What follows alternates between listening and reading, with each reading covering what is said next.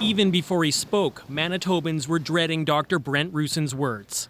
We're left with no choice. We have to deal with this virus and the transmission now. 480 new cases, by far the province's biggest one-day spike, forcing Winnipeg into red-level restrictions, the rest of Manitoba into orange. It's not the time to panic.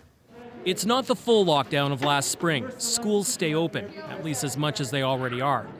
Non-essential retail can open to 25% capacity.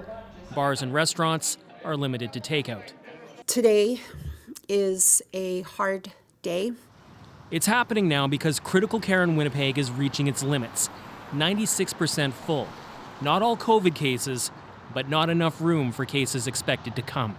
The demand on our hospital and health system will continue to increase.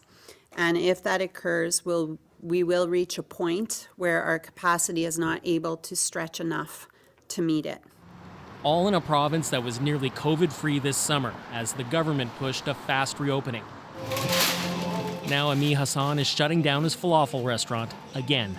On Monday, 80% of the employees won't be here. Winnipeg's mayor urging everyone to stay home Halloween. Now's the time for calm. It's time for compliance.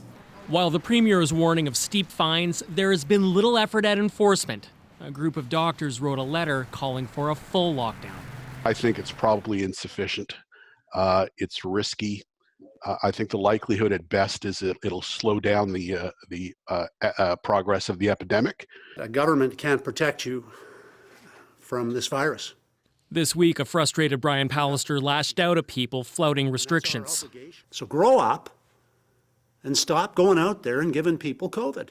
He didn't speak today, leaving it to non-elected health officials to explain and reassure. We know exactly what we can and need to do.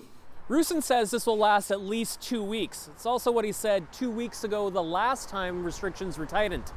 The numbers haven't dropped yet. Cameron McIntosh, CBC News, Winnipeg.